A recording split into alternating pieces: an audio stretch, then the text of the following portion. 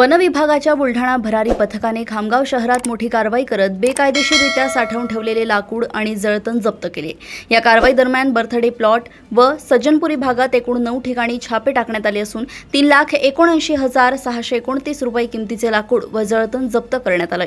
भरारी पथक प्रमुख U.R. राऊत यांनी ही माहिती दिली आहे। मिळालेल्या माहितीनुसार वन विभागाला बेकायदेशीर लाकूड साठवणुकीबाबत माहिती मिळाल्यानंतर 2 दिवसांपूर्वी विशेष पथकाने खामगावातील बर्थडे प्लॉट व सज्जनपुरी भागात एकाच वेळी छापेमारी केली। या कारवाईत विविध प्रकारचे लाकूड व जळतण मोठ्या प्रमाणात आढळून आले। संबंधितांकडे आवश्यक कागदपत्रांची पडताळणी करण्यात आली असून नियमांचे उल्लंघन झाल्याचे प्राथमिक तपासात निदर्शनास आले आहे।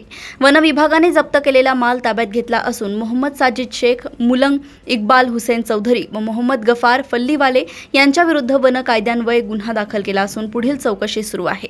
या धडक कारवाईमुळे बेकायदेशीर लाकूड व्यवसाय करणाऱ्यांमध्ये खळबळ माजली आहे।